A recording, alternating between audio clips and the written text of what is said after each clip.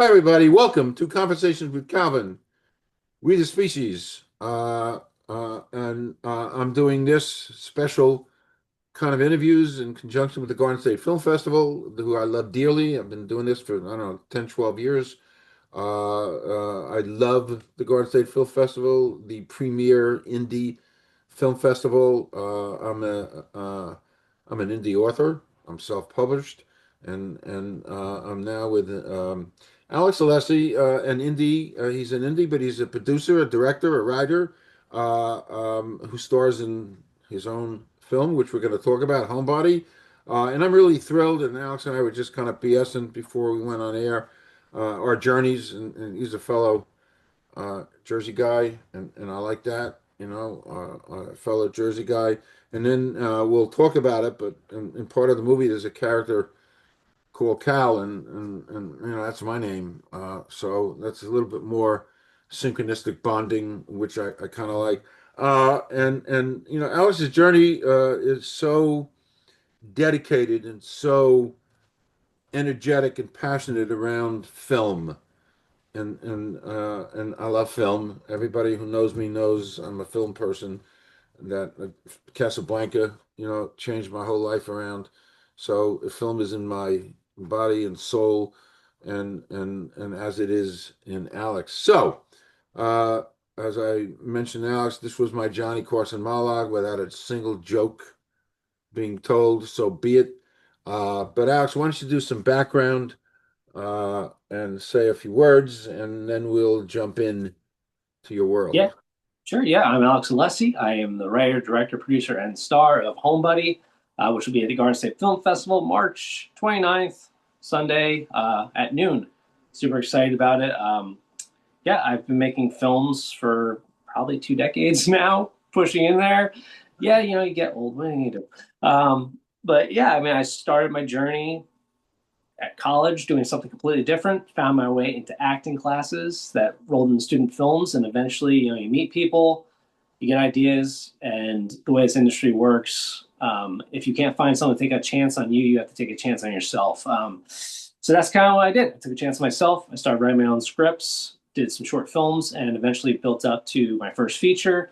And now we're on Homebody, which is actually my third feature film, and I'm very excited about it. Really excited to have it in Garden State Film Festival and to start this journey here in New Jersey. Kind of fitting for a road trip movie to be starting at home and hopefully working our way across the country with a film Great. after that. That's great. If you see me writing from time to time, I may be the only interviewer in American history who, while I'm talking to you, I'm taking notes. But what you just said, uh, take a chance on myself, very profound. I Thank like that. I like that. I'll give you credit for it when I write you. it. I think Yes. Johnny Carson probably took notes too. So you're Oh, fitting right okay. in the mold. You're fitting right Oh, in the okay. mold. Sure. I'm good. So, um, just kind of random questions I'll throw out, and then we'll get into something, another little section of how did you um, how did you go about? I'm always interested in this. How did you go about like casting the film, and how did you cast, and how did you get to Richard Kind, who's an amazing quintessential actor? And also a Jersey guy. Yeah. He's Oh, Trenton. Yeah. Yardville, which you know. Um, so casting for this one was actually is an interesting process for me because I actually wrote the film mostly for people I knew. Oh, wow. So there are a lot of characters already just being born in my head saying that's who's going to play it as long as they're free. So like my cousin Mel, Danny Donnelly plays him, and in my mind, I've known him since like 2009, something like that. I was like, this is the part for Danny. I'm writing that. Cal, your namesake, my friend Sarah Mish plays that so beautifully. She's a dancer in the film. Sarah's a dancer, a wonderful actress. So a lot of the process was that. Then there's characters like Don, who's played by Coda, who's so good. We went on backstage, did a casting call, went that route. So there were different levels of casting. Now the Richard Kind thing, this is where it gets a little tricky when you're at our level of indie filmmaking. So basically, it's a lot of emails to get there.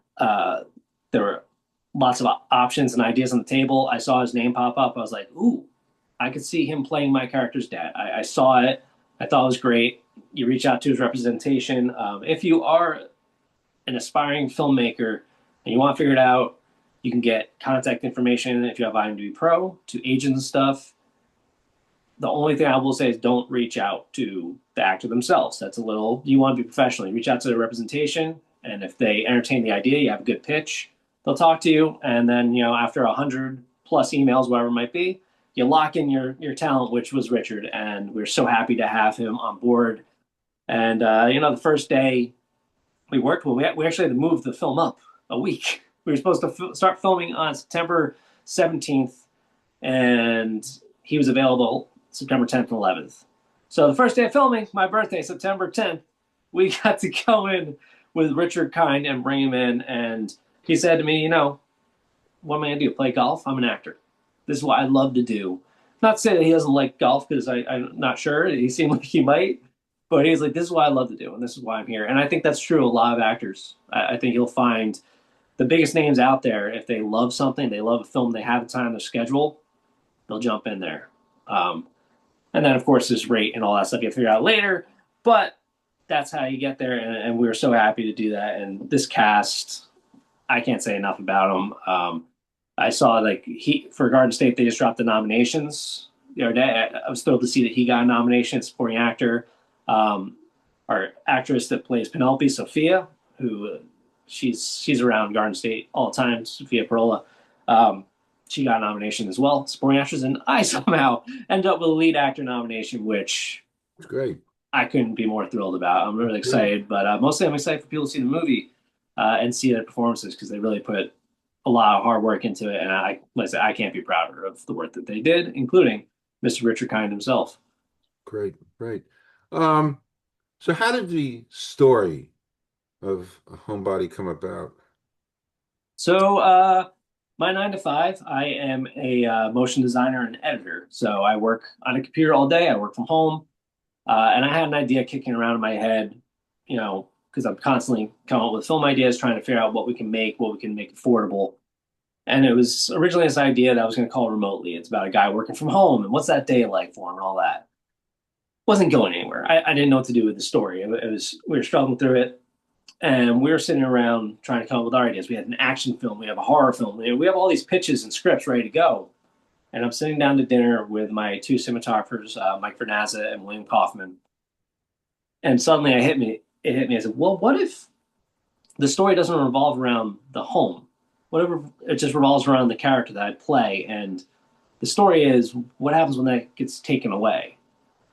So suddenly the gears are turning, and the first image that I saw in my head, I drive a blue Mini that is in the film. I don't know if you can see it in the poster there, but that's what he takes across the country, is this blue Mini. And that was the first image in my mind, is, well, what about this blue Mini going across the country? And then what if it's driving places that it probably shouldn't? It's got small tires and tries to go off-roading. And from there, the wheels start turning, and yeah, it just turned into this whole thing. We worked around, originally it was going to be New York going to LA or San Francisco, but I said, we could do better if we fake going from the west to the east, and then they end up New York. And so it turned into, well, he's going for a road trip cross country for a job interview in New York City. And then we have the beautiful landscapes of New York, which every New Jersey native, at least if you're central to north, knows that skyline's iconic, and that is the city. If you're South Jersey, it's Philly, sure, but which we also got to film there, because this crew, this cast is from all around. It's from South Jersey, Central, New York City, Philadelphia, and everyone came together to make this really fun story that I think is really relatable, is what we landed on. It's a millennial coming of age story. There's so many people that they work from home. They still live with their parents because, well, money, it gets a little rough around here these days. So that was kind of the whole catalyst for it. The genesis of it is, well, what if your parents say they have to sell the house and you gotta go? Figure it out. Wow. So yeah. Do you have special hopes, dreams for the release of the film? Absolutely. Yeah, I really like. I mean, right now the plan is we submitted to a bunch of film festivals. We're starting Garden State. I'm so happy we're there. But we're going to kind of do a road show, hopefully, to start with, taking on festivals. And then I would love for someone to buy it. Obviously, we get production company that will swoop in, distribution, actually go and purchase the film.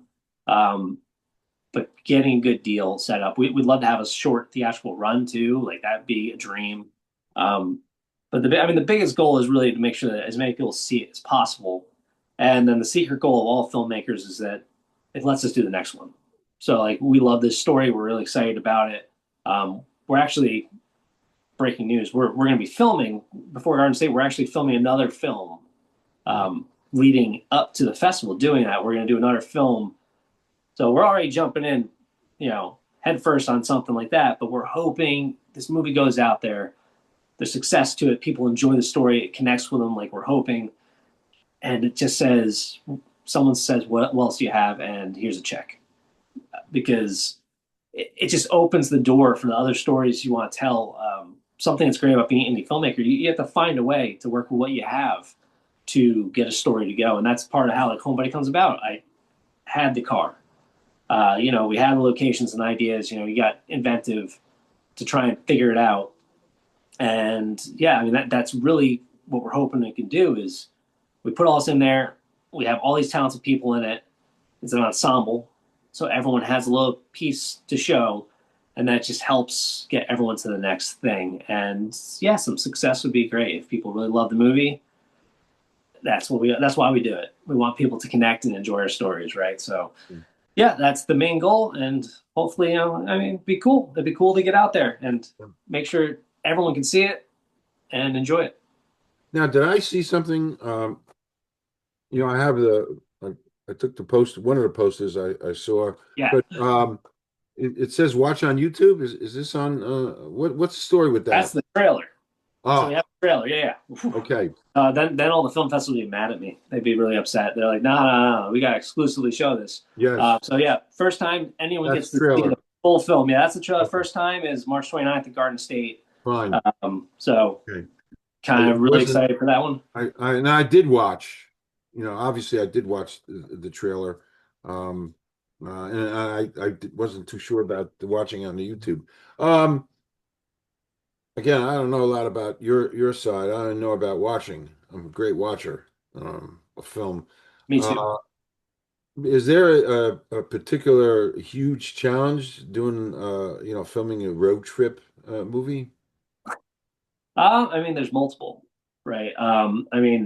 Trying to do the car scenes, if you're trying to film in the car, can be a little tough. You have to use some tricks, some filming tricks to get those things done. But yeah, the trickiness to it all is just trying to get that journey and make it plausible, make it real. We didn't really go across the country for us, just because of logistics. Sure. The farthest we went out to like Lancaster, Pennsylvania, and got some really beautiful farm country and all that. But as you know, New Jersey is becoming this production hub, and that's for a very good reason, because we have all these landscapes that can really double unless you really know foliage. You really know that that tree does not grow in Ohio. That grows in New Jersey, not there. Unless you know that, there's so many landscapes that you can pass for different parts of the country. I'm out near Millstone, New Jersey, so we have a lot of farmland and things like that. That if you don't have too many hills, too many trees, you can easily say, well, that could be farmland out in Idaho or Iowa, something like that. So that was kind of the biggest challenge, is trying to find those places that felt like they're somewhere else, even though you're still in New Jersey. So, like the beginning of the movie, we shop in Denville, and it's hilly, and we were trying to make it feel like it's could be a suburb outside of like San Francisco, around there.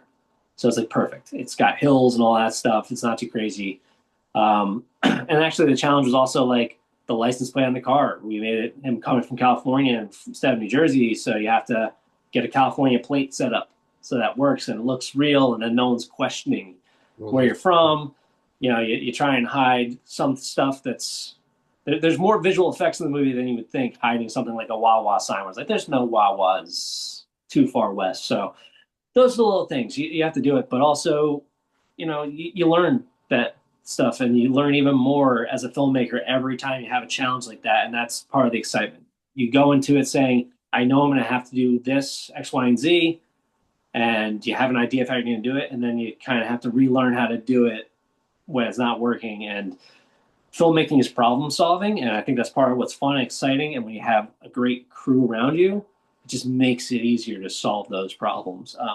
So yeah, I mean, I think that's kind of the hardest part. It's just making it feel like you went farther than you did. Um, and then yeah, logistically, just getting a camera where it's tough to get a camera unless you have rigging and money to do so. Right. That's a key word, isn't it, for uh, indies, micro budget. It's a brave Yes. new world. That I'm beginning to learn that word. I'm friendly with some indie filmmakers, and it's always micro budget and but I'm always amazed at the creativity and the quality. And I keep saying it's a brave new world of what when I have to watch a movie, but what the artists, what's being produced these days is quite amazing, truly. Uh, and I guess it was an indie a year. I'm trying to remember an indie film won Best Picture. Oh yeah. I mean, it's a next level of indie. A lot. Yeah, That's might sure. not be the first one, but yeah, like everything everywhere all at once I is mean, probably the it was in India, and I know they had a couple of $1 million. I mean, that's to me doesn't say indie, but nevertheless, maybe it is. oh yeah, it Um, is for sure. And that's the same thing. Like there's been multiple like that because I think Nomadland that won 2021, 2020 right. was the year for it. I don't think that was a big budget, and that was a lot of like going out there and just doing it, filming with real people, things like that. So there is a lot you can do, and then when you have a budget, you can do it safely and do it Yeah. um, better, obviously, than any of us can do, or faster, I should say, not better, because there's a lot of people that are working high level doing this, Hmm. and they do it without much money. They just know the time and they have the passion for it, and they make the most amazing things. Yeah. It's really it's inspiring, and like that's how you lead to making a film like this is you're inspired by the people that can do it. You watch them doing, say, I have to be able to do that too, and you put in the work, and hopefully you can put out something that's nearly as good as what they made. Okay. So, Alex, you wear multiple hats on Homebody, writer, producer, director, actor. Is there anything you feel a little bit more comfortable with? I mean, I know that my least comfortable part probably is the producing aspect of it. It depends. Producing is a weird one because there's producing as finding people to be in your movie and do stuff, and then there's producing as in how do I fund this? How do I make that happen? How do I negotiate? Sometimes you're just saying, well, I'll film something for you if you let me film in your bar or cafe or whatever. And sometimes it's just like, well, how do I fundraise? How do I do a crowd fund? So I think that's the side where if anyone wants to do that, like let me know. I'll happily put that aside. Yeah, I mean, it's hard to say because I feel like the rest of it is all different parts of the process. So like when I'm writing, like maybe that's my second least comfortable thing, but you're doing that before everything else, and you're telling a story, and like that's also where the collaboration starts for me. When I wrote this movie, I wrote the first draft, whatever, and I sent it over to my co-director Jamal Green. I sent it to my first cinematographer William Kaufman, and I probably also sent it to his co-cinematographer Mike. Uh, Sent them all that. I even sent it to the actors and said, "Read it. I want your notes. I want to know what you're thinking, how you're feeling about it." And you get all that stuff. Thankfully, it's usually very positive, but then you can start shaping. You kind of get those notes and you say, "Well, how do I change that?" Even if you get a note that's not a good note, it lets you cycle it through in your brain. And one, if you're going to stick with what you have, it shows that you know what your direction is. That you have an idea. They haven't seen it yet, but they'll see it. Um, and then yeah, from there, for me, like acting, I love to get to do that. That's how I got in here in the first place. I love to perform. There's something really freeing about it. You get to be someone else for 2 seconds. That and it's so much fun. Sometimes you're doing the silliest things, and it's interesting because you're doing stuff that is really out there sometimes that no one else would do. They feel really awkward and weird about it, but you're doing it. You're making a fool of yourself, and it's great. There's a moment in Homebody where I'm just in a hotel jumping on the bed like a child, and it was improv on the day with me. It was just me and my cinematographer were shooting it, and I was like, yeah, how is he gonna have fun in this hotel for a minute? What's he gonna do? And it's so fun to create in that moment. And the directing side of it, for me, directing I think comes down to casting first. 90% of it is like I'm gonna find the right person that gets it. So you watch them, you do their audition tape, you see that they understand you're in the same wavelength. So then on the day, usually it depends on the actor and what they want. You don't have to tell them much. You just get to play. And that's the same thing when it comes to the visuals. For me, I check every frame of my film. I make sure that that's the way I want the shot to be.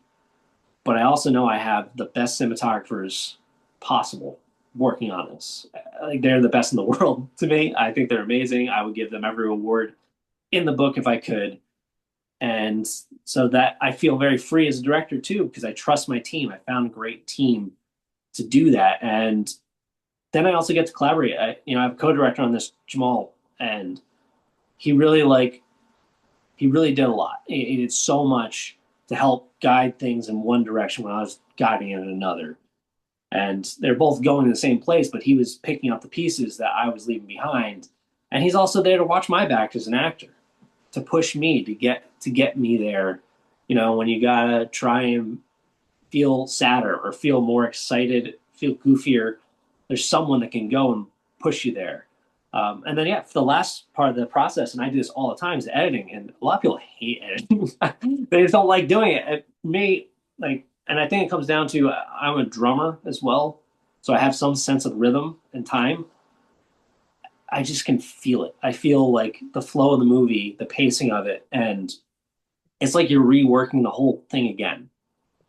It's like the actors and everyone now have rewritten the movie with you, and now you get to go ahead and put that all together. And so, long story short, I don't know if I have a favorite thing because doing all of it is amazing.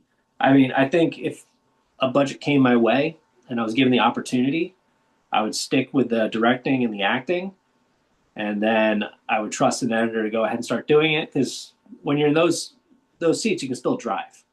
You can still go ahead. Someone will be writing the scripting and say, "That's not exactly what I want. Can you try it this way? Would that work?" And same thing with the edit. You know what? I think I see what you did with that cut there, but maybe we'll let it hang a little longer. Maybe we'll cut it shorter. So I think those are my top two. Do that directing acting duo, but yeah, I just love films too much to that. It's really hard when you love everything you're doing. And yeah, I do. I just I love making movies like that. So Funny, you said a couple of things that is editing. I know nothing about it, but when I had my cable TV talk show, Kurt, the head of NJ Discover, came over here with his laptop to teach me Final Cut. Somebody should have filmed this episode of trying to teach me, an aging guy from Newark, New Jersey, Final Cut. About 3, 4 minutes into the process, I yelled, "Stop!" He said, "What's the matter? Are you all right?" "Stop! This is never gonna happen." It was one of the most complicated things. I said, "Forget about it. I ain't doing no editing. Whatever I film, done. Goodbye. Have a nice day." So it gave me just a glimpse, just a tiny little glimpse of what editing is about. It's beyond comprehension. Anyway, I didn't, maybe I asked you before we went on air, but just a brief synopsis of Homebody. We didn't do that, did we?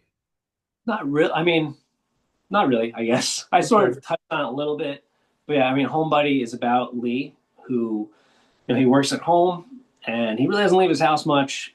One day, his parents decide that it's time to sell the house, and he embarks on a journey across the country for a job interview in New York City. And along the way, he meets people, and it helps shape his life and help him change and grow, and maybe feel a little more comfortable getting out of the house a little more. So yeah, it's truly a millennial coming of age road trip story because he is pushing 30 in the film, And I think it's a film that really is about an entire generation, how a lot of people feel these days where we work from home, we have to live with our parents because we can't afford anything else. So you're a full functioning adult, and situations kind of put you there. And then yeah, it was just what if circumstances changed and you got to go and you gotta make a journey happen and you gotta try and get that job in New York City to pay the bills. So that is the gist of what the film is. I'm Okay. excited to share it with everyone. Really. No, well, it's important because the film talks about crossroads in a life. So that's a powerful theme, especially today with everything going on in the world, AI and all this other stuff. Um, so was part of the energy of this inspired like from personal stuff or just observations from people around you? How did this all Yeah, come? yeah. I mean, I think anything I ever work on, there's even if it's a horror film, I mean, even if it's some kind of action thing, there's something personal there, and there's plenty of remixes and stuff from my own life in there. Things that have developed from relationships I have, or literally the what if of itself. I still do live with my parents. My partner and I, we both live with my family because it's like $3,000 for rent Right, now. correct. So what if my parents couldn't stay here? It literally just spawned from that. So yeah, I mean, it is something that I've experienced and a lot of people have experienced. And then like yeah, there's just ideas that have come up from people I know. For instance, there's two characters that he comes across that own like a boxing gym, and it's because the actors in it. They're stunt performers, Hakeem Dixon and Javon Wallace. They're really fun guys. They're great. They starred in stunts, and we worked on a short film which is online and you can watch. It's on my YouTube, Alex Alessi. If you look on YouTube, it's called The Fight Before Christmas. So we made this short together. There's also another one they were in called The Break In, and they're like fight movies. But as I was writing Homebody, I wrote these parts because I said, well, what if we had this? We have a little bit of like fighting and stuff, then we could put them in the movie, and there'll be fun characters that he meets along the way. So that there were things like that spawned from it. There's the idea of well, Asbury Park's right there, and I love Asbury Park, and I wanted to showcase that in a film. Not that it hasn't been done already, but everyone that shows Asbury Park shows their Asbury Park and what they see, and I wanted to do that. So I wrote scenes into there. I wrote parts of what I know about it. I wrote about the artwork there. So yeah, there's tons of little bits and pieces. Whether it's not a true story, but it takes from true life, and I think that hopefully connects with people a lot because I think when something's personal and you have something to say, it resonates a lot longer and a lot better than if you're just throwing out something that you don't even know about, but you think it's cool. Right, you said, Asbury Park in my novel, which I don't mind reaching for it here. Um, there's a great scene in my novel. It takes place in Asbury Park because I looked because Asbury Park was a part of my life growing up as a kid. And actually, the cover is the jetty in Belmore, Shark River Jetty. Oh, Uh, nice. and actually, it's a real picture that I took. So I used to go there once a summer. I would just go there since I was 10 years old, and I just go there to meditate and sit on that jetty. So I've been doing that for 10 years. So 15 years ago, I was just sitting there by myself meditating, and there was my sneaker against the horizon. I said, "Gee, what a great picture." And I snapped the picture. And then 15 years later, I'm finishing the book, and I needed a cover, and suddenly I remember taking a picture of my sneaker on the jetty. Boom. And of course, I wrote a very powerful scene that takes place in Asbury Park, at a place called the Upstage Club, which is where Bruce Springsteen got his start. It was an old club. We're talking, the late 60s, early 70s. And they used to jam all night long because there was no liquor. And he had a band called Steel Mill before E Street. Interesting stuff. So when you said Asbury Park, I just want to go off topic for a Yeah. second. There's a couple of questions I like to ask. Uh, I kind of plagiarized one of them from a great journalist, Barbara Walters, who I admire greatly. Anyway, here goes, Alex. Excluding family or friends, somebody living or dead you'd like to spend a day with. It could be a couple. There's no rules here. Including family and friends. Well, that's not fair. I want Including. to spend friends. I want to spend time with friends and family. Um, that's a tough one. Someone Yeah, it living. is. It is. Um, uh, you know what? It might be like crazy. It would be awesome to just, even if it was just a fly on the wall, I would spend the day with Steven Spielberg. Um, I was thinking about it the other day. I was watching something talking about, you know, watching the evolution of visual effects from ILM.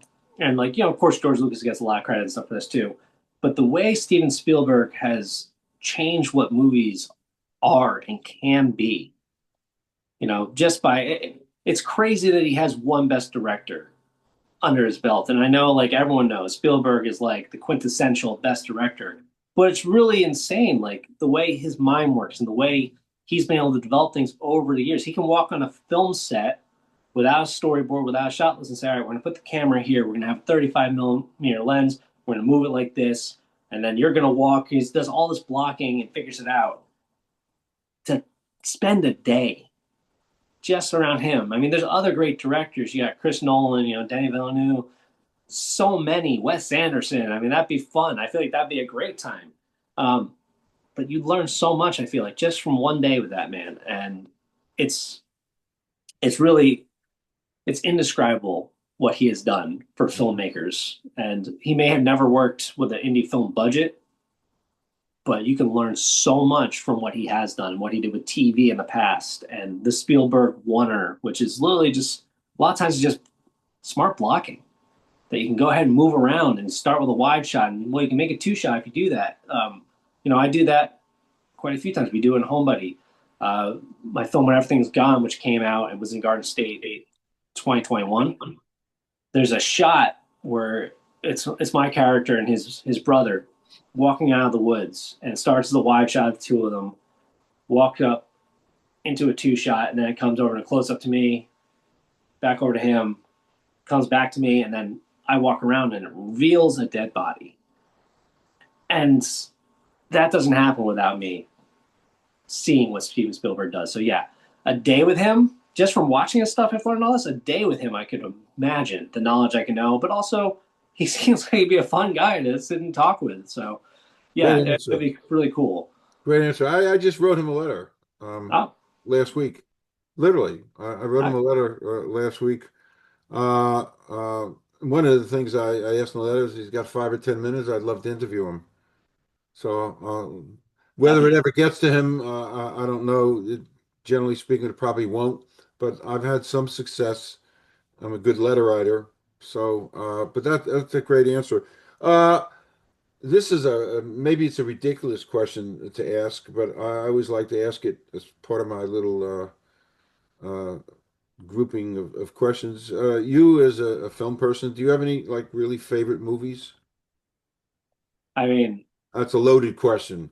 it's a little question. So last year, I took on a challenge to myself just because to watch 365 movies that I had never seen before.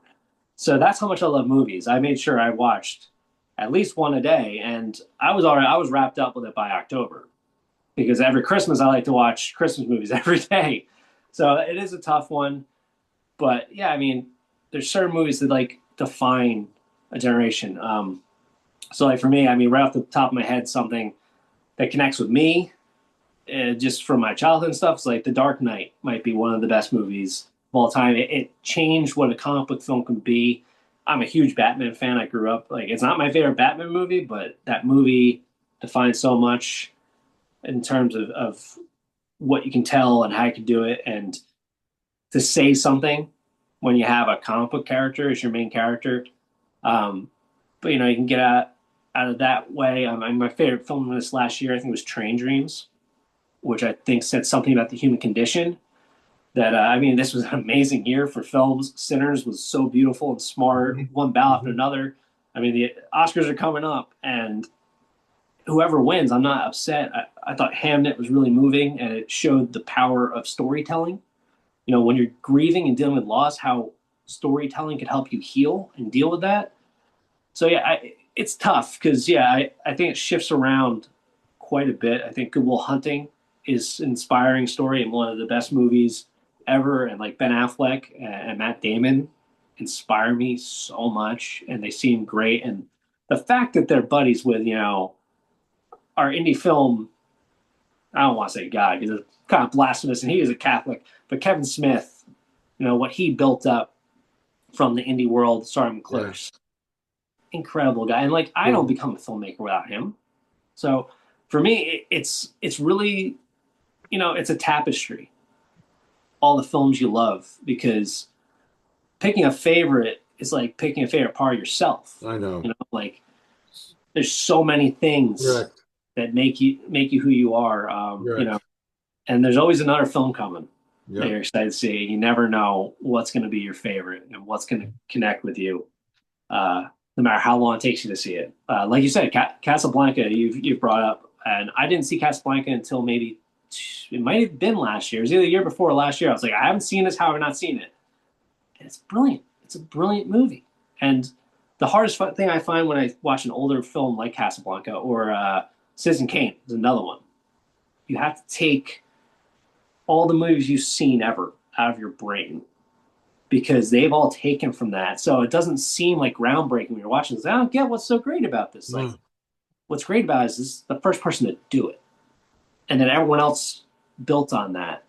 So it's just, yeah. It's I could send you a list. Uh, Well, well, actually, it's funny because you started to talk of it, and as I'm listening to you, I realize that especially for a film person like yourself to ask a question like that.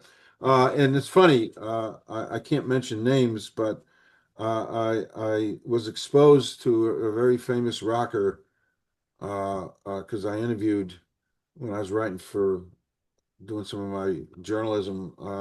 I interviewed a good friend of the rockers, and there on the wall was a list, a note that Rocker wrote to his agent to get him 50 movies to watch to help him write lyrics. Uh, and when nobody was looking, I snapped a picture of that under glass. And so these were some of the movies that moved that person. It's a Wonderful Life, oh, yeah. To Kill a Mockingbird, The Searchers, How Green Was My Valley, A Christmas Carol, the one with Alastair Sim, which is made in 51. There is no other. I don't care what anybody says. That was the quintessential.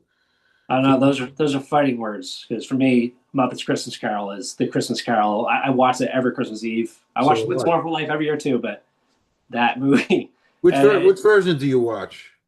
of Christmas Carol, Yeah. Do you watch Muppets. one? Huh?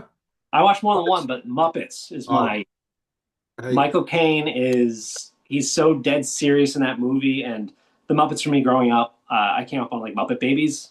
Part of me becoming an actor. There's an episode.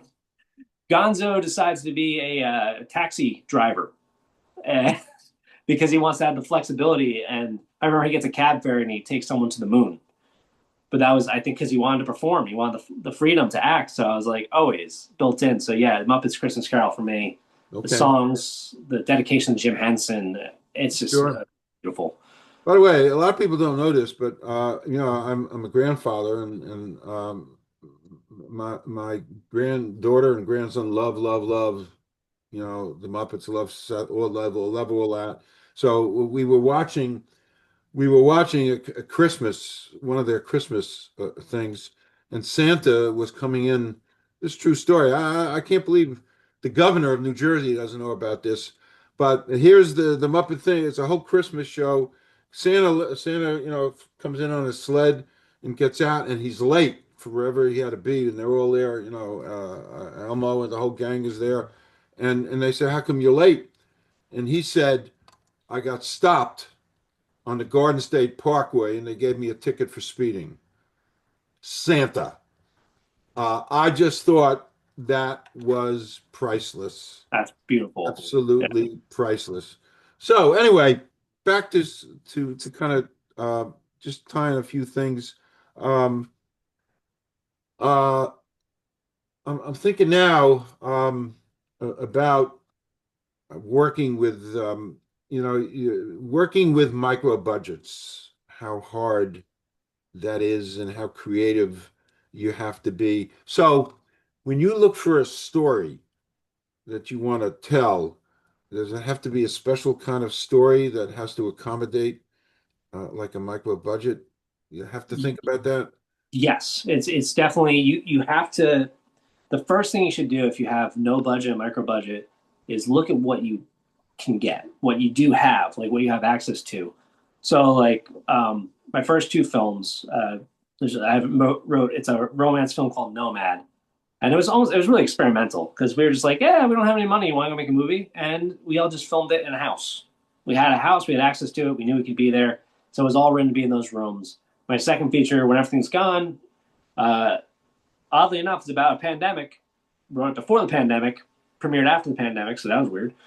But it was like we have all this beautiful woods and stuff around here, where I'm in New Jersey. So it was kind of like a, well, what if we did that? And it was the idea was a zombie apocalypse without the zombies is where it started. And you just knew, like I had that a lot that's filmed in backyards, it's not filmed actually out in the woods, and you just gotta be smart with your camera angles and know what you're doing. So, and same thing with Homebody. Homebody was a little different because it started with an idea of, well, let's go film it in an apartment somewhere and do that. And I said, what if we film it around a person? And we just have to like haggle a little bit, find other spots we can go, whether it's, restaurants, bars, things like that. And we knew a lot of connections, a lot of people that wanted to help. When you build a community, there's a lot of people who want to help you. But we centered around just me. Someone asked me, and I don't know why they said this name, but a producer on the project said, if we could cast someone like Emil Hirsch, would you put him in the movie instead of you? I said, yeah, if we could pay Emil Hirsch, I will step aside and not lead the movie. It will get a lot more exposure. Like, I don't know what the movie will be, like, performance-wise after that. It could be amazing because he's a great actor. But what we got is me, and that's not costing us the money. And this way we know I'm directing and all that. I am there. I will be there. I think we shot the movie over 20 days, something like that. So that's 20 days I'm there. And you're revolving around me. You know my schedule works. And that's how you build an ensemble. So when we shot Homebody, it was kind of like reaching out to people. It's like, all right, so we need you for these 2 days. And that's how you get someone like Richard Kind in your movie. Um, you know, if we needed Mr. Kind for a week, I don't know if I can afford a week because even though, yeah, I just couldn't because if unless I had the money coming in from somewhere, if I one had an investor that gave me enough, there's no chance. So we're able to film his part in 2 days, and he's in the movie throughout. So if you're smart, you can go ahead and say, well, we're filming like in this location, and we have him for 2 days, but we're going to cut him in the movie because we're following your character, and then throughout the movie you have him. So yeah, you think of things like that. So like for instance, we're working on a new movie now. It's kind of a mix of the two. A lot of it takes place in a house, and then the other parts of it is going around. And I'm playing the main character again, so we don't have to spend the money. Um, and yeah, it's built out of like, whoa, I do. I have access to a big house, and I happen to live in that big house with my family. So at night when people are asleep, I was like, this is interesting when no one's around. And it turned into, well, what if we tell a story of a man who lost his wife and he has to adjust to living alone now without her. Mm. And we wrote a script. My, producing partners are all like, this is good. Let's go. More drafts to come, but let's go. We're going to shoot it. And so we're shooting a movie in March. And, it just comes down to what you have in place like that. And then from there, there's logistics of how you're going to get people paid or if they're willing to work deferred in some way. And that just comes down, you have to earn that before, like you can't just go say, oh yeah, you get exposed. Like that's a big thing in the acting community, filmmaking community. A lot of people say the exposure is going to be great for you. It's going to be amazing. Don't know, I can't pay you, but the exposure is you're just going to kill it after that. It's like, no, it doesn't work that way. You have to earn it. You got to go ahead, prove you can make something, you can follow through, and they can rely on you. And then maybe you get a chance to go ahead and dive into a movie when you don't have the money for it. So that's kind of how it works to put it together. You have to, one, have an idea that you can do, because you have access to things, but two, you got to know you have the people to make it work, and you got to earn that. And a smart move, also, by the way, I do a lot of things as you point out. If you do go to make a movie and someone helps you out, you better be ready to say, whenever you need me, what you want me to act, you want me to edit, I'm there. I'll jump in. I mean, reserve the right to say no if you're doing it. You know, if they're like, "Can you edit Right. this wedding for me?" A Sure. little bit could be outside your wheelhouse when it comes down to that. But if they're like, "I have a short film, when I get done, would you edit it?" Always ready to be like, 100%. What's it about? Let's go. So it's kind of how it works in our world. It's called loyalty. Oh yeah, It's called 100%. loyalty, and I'm really into that loyalty stuff now with all the authors, things that I'm doing, and I'm trying to pull authors and get some authors together because it's my feeling. It's probably the same for you on your side of the fence. So few people understand, really understand our lives. We're indies and what it means to be a writer, director, actor, or what it means to be an author. Nobody. I actually married 49 years, and I actually sat down with my wife last week, and we had a discussion on what it means. She's now seen me write 3 books, and I said, "You know me better than me, obviously, but you don't know that creative author side of me, and few people do, in general, know." What it means to be creative and the sacrifices and all the stuff and the issues of loyalty, people who are loyal or not loyal to you. It's a rough road. Oh So, sure. um, well, I'm loving sitting here and talking to you. This is great, and I kind of want to wind down a bit and just ask because we could go on for hours. You don't have hours. I Yes. do. I'm a card carrying member of AARP. Actually, for the last, I hate to say this, shoot, 25 years. My goodness. I've been a card carrying member of AARP for 25 years. You know, they attacked me when I was 55. So, but anyway, here's the final question, Alex. If it's a, kind of a classic question, if you could give advice to young filmmakers, it's so important because there's so many out there who feel stuck in a way that Lee was stuck in Homebody, what would that advice be? You know, I think that a lot of times people are waiting for permission to do something. A lot of times there's a lot of, I want to make the best idea. It needs to be this perfect thing. You know, maybe you have this sci-fi epic in your mind and you have to make that's your movie. That's great that that's there, but you know you can't do that right now. But you're a filmmaker. So that means go make something, whatever it might be. Just go make it. I found myself, you know, post 2020, having made 2 feature films and maybe a couple of shorts. And I was like, man, I want to make more things. And there was no money for another feature. It wasn't that easy to figure that out. You know, people were still kind of holed up in their houses. And it got around to an idea of like, it started with just like 2 short films, like 4 minutes. And one I just made by myself in my bedroom, put it out there as a little horror film that's very pandemic related. And then there was another one that I got to do with my co-director Jamal, which is part of like a film contest. It was like a pitch for a feature. Small things, very very simple. And then a few years later, I said, you know what? I want to make more. I can't make a feature.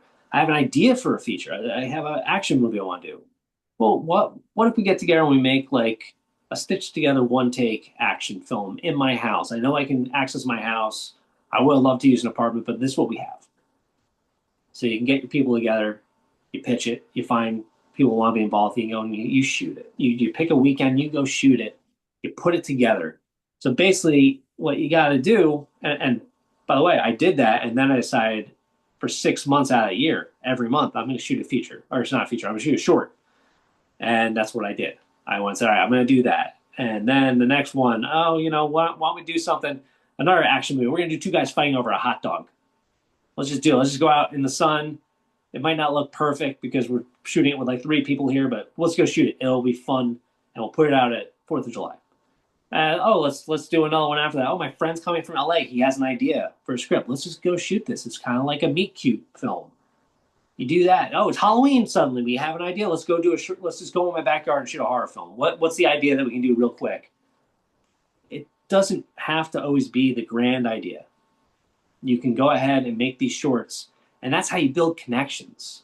That's how you get down the road to making a feature. I made those shorts, and in each one, I built a new connection just for having someone new on set or learning something on the day that I didn't know before. For instance, we shot that film, The Break-In. It's like a long one-take field stitched together. And we shot day for night, and I realized, well, if you shoot something day for night, if you add a light into the scene, it helps you sell it better. If you go ahead, you have something warm there, and then you add all those blues and stuff in post and make it look like night, it sells it better.